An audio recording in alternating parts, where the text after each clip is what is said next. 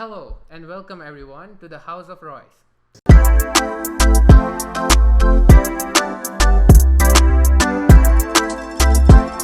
Today we have a very special guest with us, Jiyun and Ji Kim.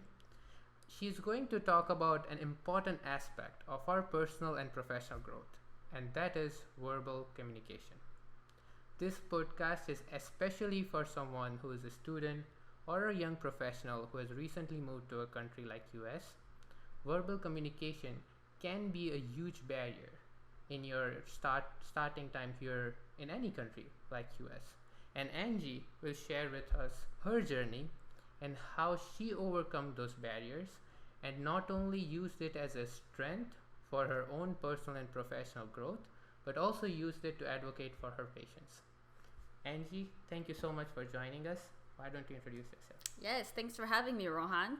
Hi, my name is Angie. I'm a pharmacist based in Albany, New York. I'm originally from Seoul, South Korea. So today I do want to share my journey as an international student in the United States, focusing on the crucial aspects of verbal communication.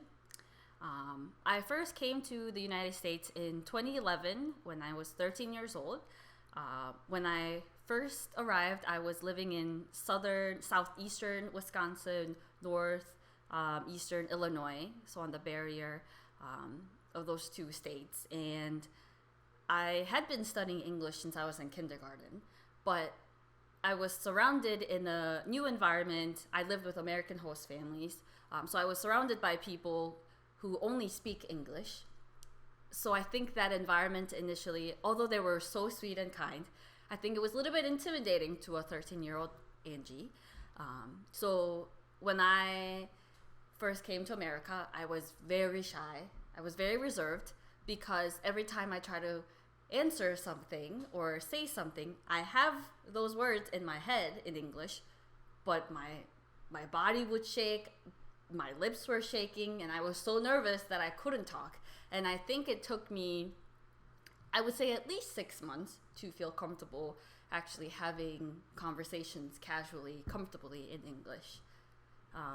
And then throughout all 4 years of high school, I participated in a club called Forensics, which is where students participate and compete in different speech, acting, drama. And I competed locally, I competed regionally, I competed in state level. And that really gave me a lot of practice and feedback on how to do public speaking, writing scripts, and delivering a message that I want to deliver. So I think that was a good practice. And now that I'm working as a pharmacist, I speak with my patients, I counsel them, I speak with providers when I'm working. So communication always has been part of my journey as a student and now as a professional. So I thought it would be an important message, not only for people who have English as their second language, but even people who speak English as their first language. I think verbal communication can be an area that they can always improve on. Wow, there's so much to unpack here, and I want to ask you so many questions. But thank you so much for sharing sort of an highlight of your entire journey with verbal communication. I want to take us back to the initial time. You mentioned you were 13 years old when you came to the States. And you touched upon how initially you faced that challenge that you wanted to express your thoughts, your emotions, your feelings, but it was just so hard to do it. So how was that 6 months period when you came here? That difficulty that you faced, and what steps did you take in that amount of time to slowly start getting comfortable? I would say first thing is being surrounded by people who are patient, because when we're starting to speak a new language, often we want to speak so well and so grammatically correct that hinders us from starting a sentence or completing a sentence. So having people around me who are willing to help me, being very patient when I start a sentence, they would just wait until I can finish what I wanted to say. And I think that was crucial. So taking my time, not being so tied up and caught up in little details and making sure I speak grammatically perfect sentence. I think that can be something that can be refined later on in your career. But in the beginning, just communicating is a good step.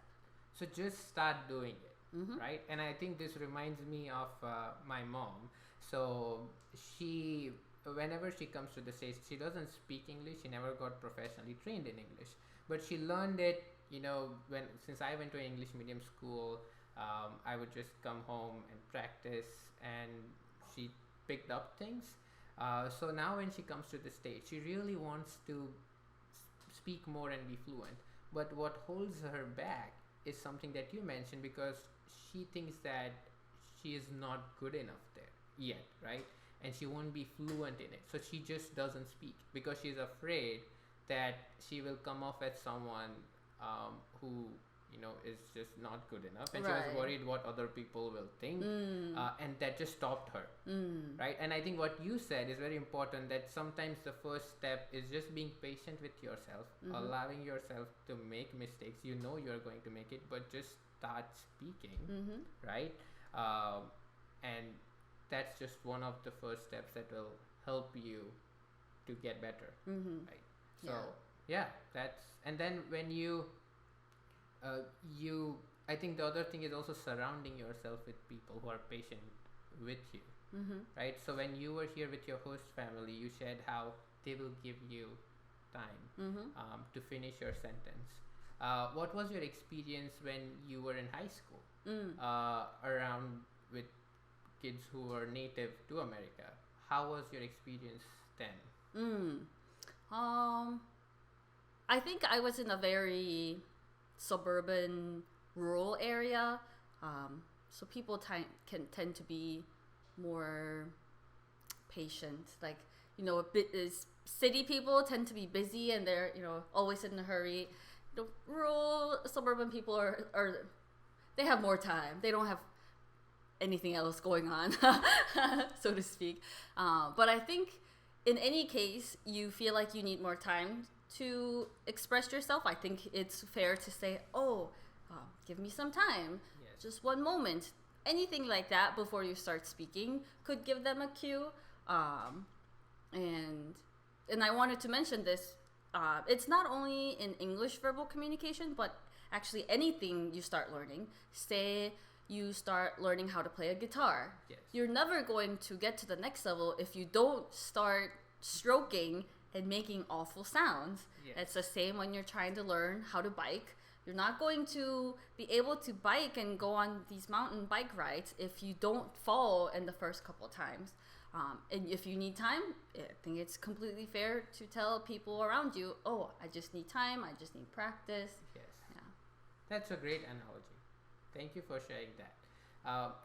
Can you unwrap more for us in terms of what were the steps that you started taking to help you overcome the challenges of verbal communication? I think I would say the first key step is being comfortable with your own voice. It's kind of funny because when people speak different languages, they often have different personas, or they have different voices or tone of how they speak. So be comfortable how your voice sounds. I think it's important when you're advocating for yourself, for your profession, in my case, for my patients.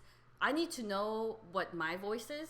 I need to be comfortable with my own voice before I start telling people, hey, listen to me, please, I want my voice to have an impact. So I think that's important. And one of the ways I would say that helps being comfortable with your own voice. I know a lot of people don't like listening to how their voice sounds in the recording, but there is no other way to get comfortable with your own voice than recording yourself, whether it's in an audio form or a video form like this, and listening to yourself. Wow. And when you just said that, how some people are uncomfortable, I'm one of those people. I was so just I don't know. I get agitated when I hear my own voice because I feel this is how horrible I sound. And I remember I got this advice when I was practicing, even for interviews and things like that, where they said that it's important you hear your own voice, so you can hear how many times you say or maybe you are sharing something that doesn't make sense, and it helps you to be more concise. So I started recording myself, and that really helped me because you don't know where you're sort of elaborating sometimes more, where you are stopping or where you maybe are speaking a bit faster. And recording is one of the key steps that helps.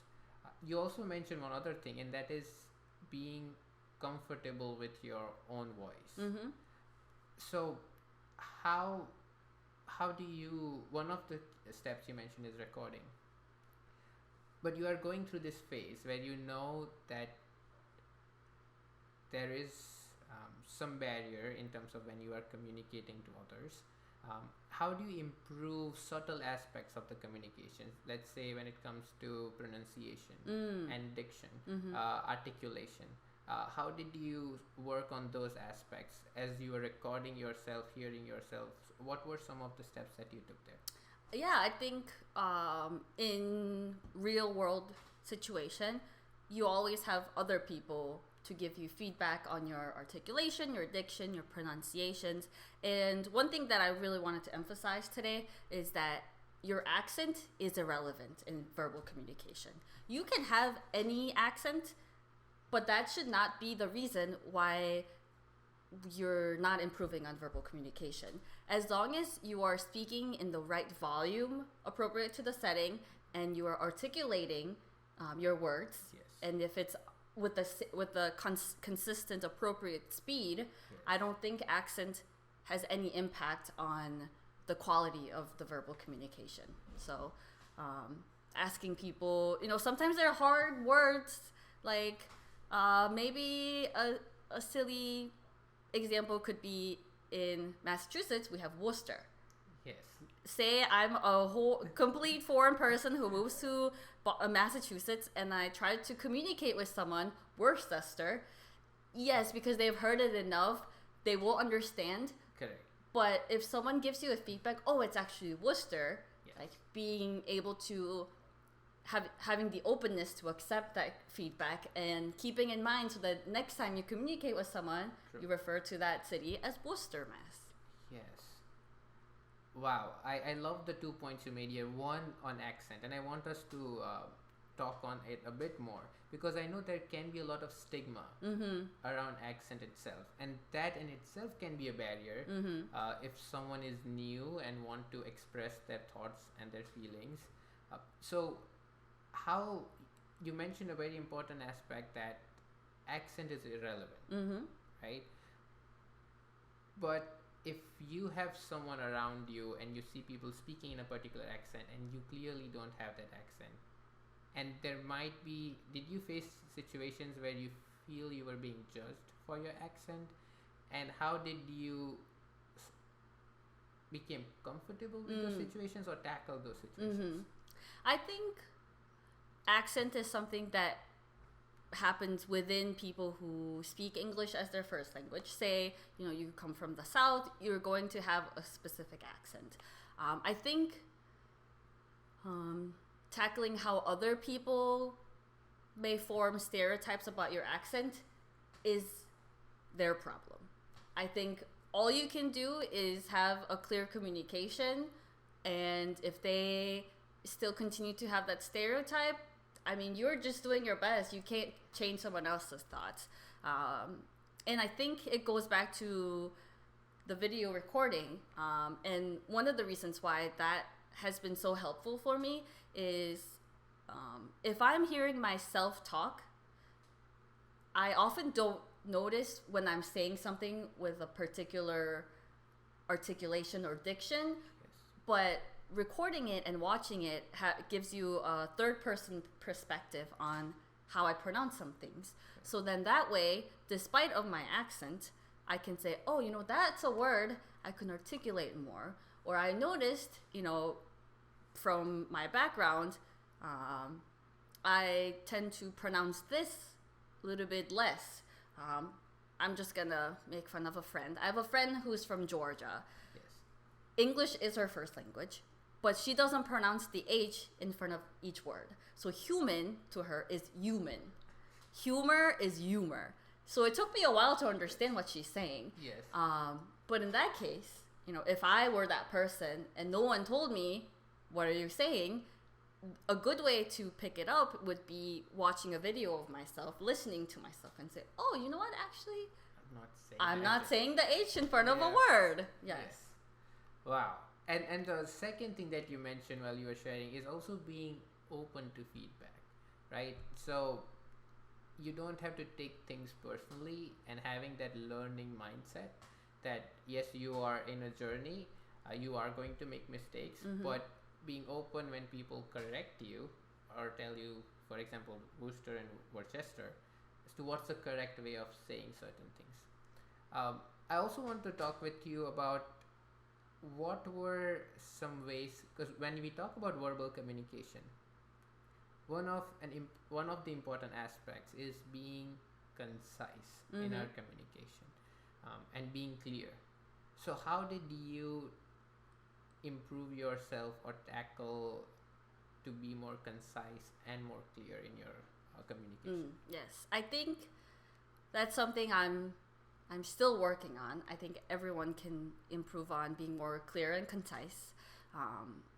One of the things I noticed that I catch myself doing is, because we're self-conscious or we lack confidence in our English, our pronunciation, we tend to over-explain things, and that makes things more complicated, because now you're just rambling on and that person is lost in what you're trying to communicate. So I think one important thing is organizing your thoughts before you speak, which is so cliche, but it's very right. Yes. And one of the things that also helps is, say someone catches you off guard and they ask you a question in English. You may need some time, 5 seconds, 10 seconds, to organize your thoughts. Be comfortable with that silence. Like I said, you can say, oh, just a moment, just one moment. Organize your thoughts, and then you can say. And I think being comfortable with silence also comes from being comfortable with your own voice. Organize your thoughts, continue your response. If there's any phrase that you say often in your school or your professional setting, I think having those refined before and fine-tuned before you get into that situation, like you mentioned interviews, you're going to have to give your elevator pitch, your introduction. If there are any specific answers that you, or specific examples that you want to say in your interview, you could always have them fine-tuned before the interview so that they come out more clear and concise. If you're giving a presentation and it's a big deal, have your presentation kind of, I say a script, Yes.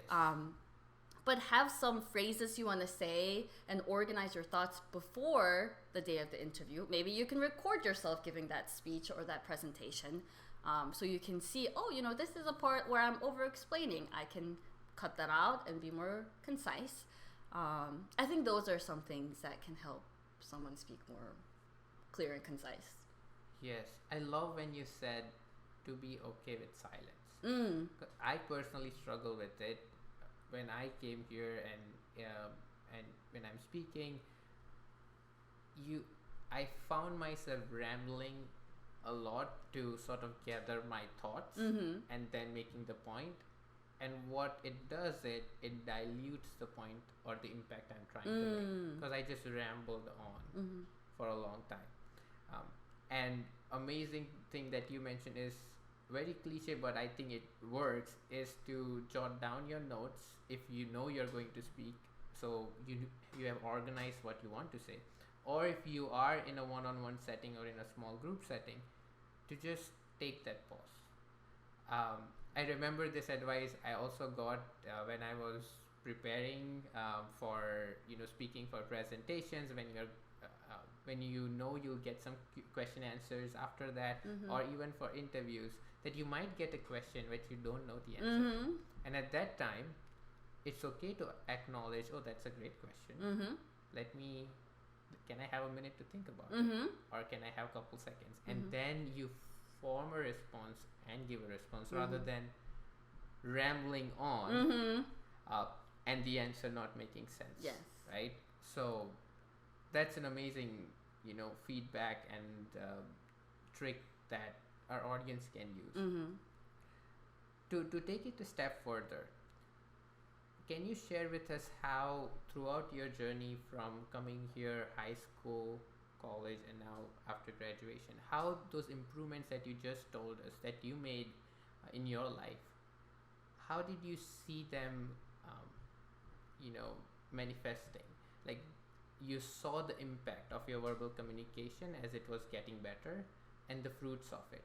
So when did you start seeing that, yes, I'm making the progress, and yes, the progress is being seen by not just myself but others around me as well? Yeah, I think small rewards really motivate someone to continue going. I mentioned earlier that I was in forensics club when I was in high school. My first year, freshman year of doing forensics, I don't think I won any awards, regionally, locally, none. But it was good because every time I gave my presentation, my speech, it was like a 10-minute presentation, a speech that I gave, I would get feedback. And I would practice, I would record myself doing it. Another thing I wanted to mention today is the pencil method that helped me articulate and improve my diction. Oh, can you tell us more? Yes. How does that work? Yes, so you hold the pencil horizontally in between your teeth. Yes. And you read a book, you practice your presentation, you introduce yourself, do your elevator pitch with the pencil in between your teeth. And that helps your facial muscles to move more. It makes them work harder. Wow. So after a couple times, if you take that pencil out and you try to say the same thing, you'll notice that your lips are moving much more, your facial muscles are moving more, and it really makes a difference. I keep on going back to this, but record yourself before, do the practice, and do it after, you will see the difference. Yeah. I've been doing that since I think even before I came to the United States, because I wanted to say very articulately. So, Yes. yes. That's something that I'm going to try as well. I haven't heard about this. And so I was just thinking when you were sharing about the pencil technique and how we can articulate better in your journey. It's a very silly question, but can you when you say forensics, just for our listeners, yes, and for me as well. For me, when I hear forensics, it's forensic science. Science. So what is forensics? There's class? forensics. There's speech forensics, which is Okay. where you learn about different public speaking techniques or speech techniques. Okay. So yes. Yes, I sort of got it, but I just wanted to understand. Yes. Oh wow. Yeah. So then the day of the morning of the competition, and they're very early. They start at like 8-9 a.m. on weekends. I will have a pencil and I had a book full of tongue twisters that I will do several times to get myself ready before the competition. And one caveat is make sure you use an alcohol swab to clean the pencil before and after, because it's gross. Also, when you're practicing at home, you can drool a little. So I would say have Kleenex or tissue next to you when you practice. Yes. Also, when you first start doing the pencil exercise, I don't think I could go more than a minute or two because it really hurts your facial muscles. Oh. But after practice, you will get used to it. And you can do like a 10-minute presentation, I bet, with it. Oh my God. So important here to maintain your hygiene, doing yes. this in public. Yes. But no, that's wonderful. So you went through the forensics class, Mm-hmm. and that really helped you Mm-hmm. to fine tune your verbal communication. Mm-hmm. And then when you came in college, Mm-hmm. how was your journey in college? Did you make any further improvements in it? Because the environment in college is also a bit different in school.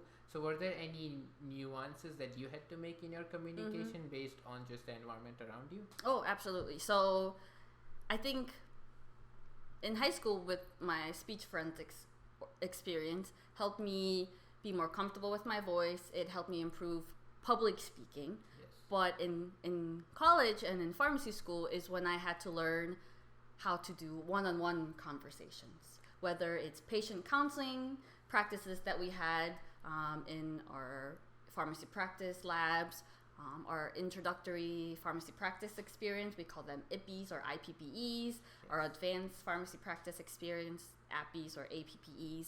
Those are situations when I practice how to communicate with someone in a language that are comfortable with them, that they are friendly with. So we call them patient-friendly languages. We don't try to use medical jargons because that makes no sense to those patients. And making connections, building rapport with patients while communicating one-on-one. I think those were all mainly developed in college and in pharmacy school, and those shine right now. I benefit from those experiences now as a pharmacist, especially in primary care or ambulatory care setting, because that's what I do all day. I communicate with patients, whether it's in-person visits, I do phone calls a lot, and then there are different types of communications that I also learned through those IPPEs and APPEs, how to speak with other healthcare providers, which come in handy now because I'm in office. I communicate with nursing staff, providers, clerical staff. So those were all little puzzle pieces, I would say, that I collected throughout my journey since 2011, and then I'm sure I'm making more puzzle pieces now, but I can kind of see what the product of my puzzle is going to be like. That's so amazing. And when you mentioned about the patient counseling part in school, how we learned it, and now communication is so important because it not only helps you in your personal and professional journey, but it also helps you to advocate for others, right? So when you are a pharmacist, you have patients, and it helps when you are communicating in a clear way. You can help them also to understand things better, and you can understand their issues better, and you can also help to take those issues and connect them maybe to a healthcare provider and translate those to them. So I think there's two pieces here. The importance of verbal communication is so vast. It not only helps for yourself, but it also makes an impact on people around you. So now tell us more about how you went through pharmacy school. Now you are a pharmacist, and I know you're being very humble, but Angie, when she was going through pharmacy school, you were the president of American Pharmacists Association. You were so involved on campus, and I have heard you speak when you were sharing things about how it was difficult for you and when you came here in high school. I could not imagine, because the Angie I saw was so articulate, was so clear. So I know you're not, but can you share more about that time when you were in leadership roles, and when you were communicating to maybe a bigger setting of audiences? How was that experience for you? I think that was when my experiences from high school of public speaking and my pharmacy school kind of combined. I remember a couple years ago, I had to lead 2 workshops for American Pharmacists Association, Academy of Student Pharmacists, and there were a bunch of other student pharmacy leaders, and I was leading the workshop, and it was like an hour long. There are a lot of information to be conveyed. I'm also trying to engage the audience, and I think that took a lot of preparation. Like I said, we had to get those presentation slides. We did a run through. I received feedback. I had that run through recorded so I can watch it later on. Yes. There weren't any particular words, I would say, or jargon that I tried to avoid because I'm speaking with fellow student pharmacists. But I think I definitely incorporated those practices and techniques that I've discovered throughout in order to deliver an in-person, large audience presentations. Correct, and it's a stepwise growth, right? How I see it, just from you were sharing there, if you want to bucket verbal communication, you can bucket them into four different pillars. It starts with an intrapersonal communication when you are communicating with yourself, and that is when you might be recording and hearing yourself how you are speaking. The second is interpersonal communication, like how we are doing it, one on one, and that's the next step where you're communicating with someone face to face. And then a small group setting. Maybe there's more than two people, 4 or 5. And then what you just touched upon now is public speaking, where you are speaking in front of an audience. So it's a stepwise growth that you make, starting from intrapersonal and being comfortable at each phase and gaining that confidence to then take you to that public speaking phase where you are communicating to a large audience, but you have built that confidence and that composure within yourself that you're going to be able to do it. Yes. It comes out effortlessly. Right. And going back to being comfortable with your own voice, I'm a huge karaoke person, Yes. Oh my God. Karaoke is a great way to test the volume of your voice. Because often when we speak, you're hearing your own voice. You are the closest to your mouth. So you always think you're speaking louder than how other people listen. Yes. So,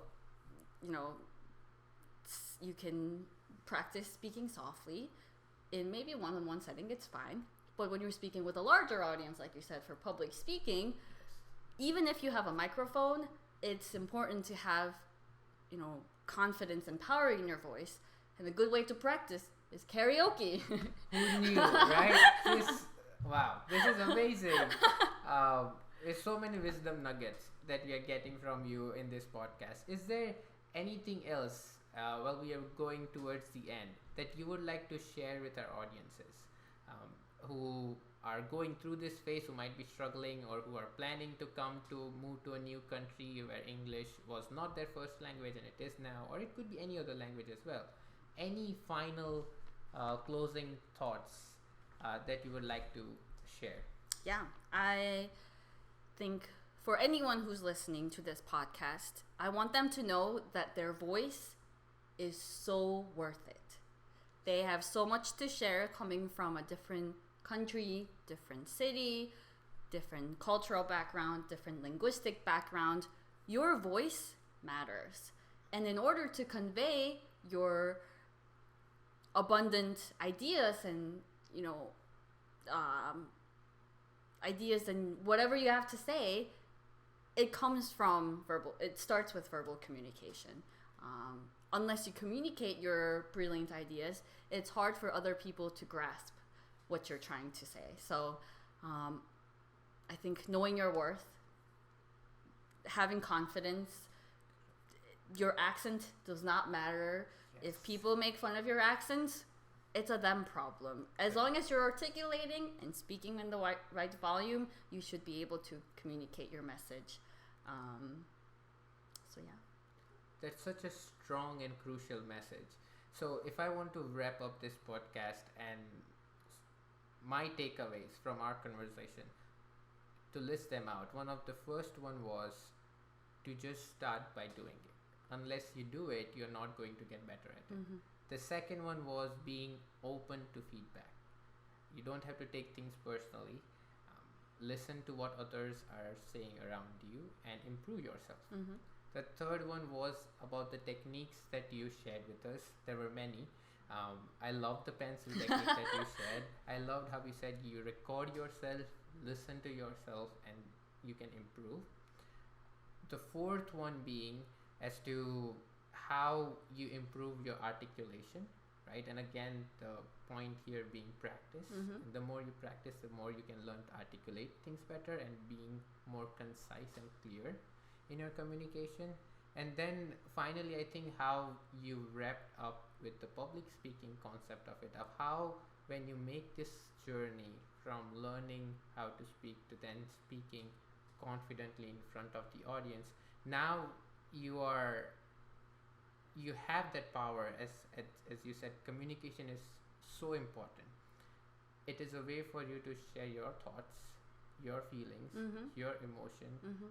convey information, and build relationships. Mm-hmm. And for someone like our audiences who are coming to a country, into a new country, building relationships is so much important. Mm-hmm. And that's where a huge part of it is verbal communication.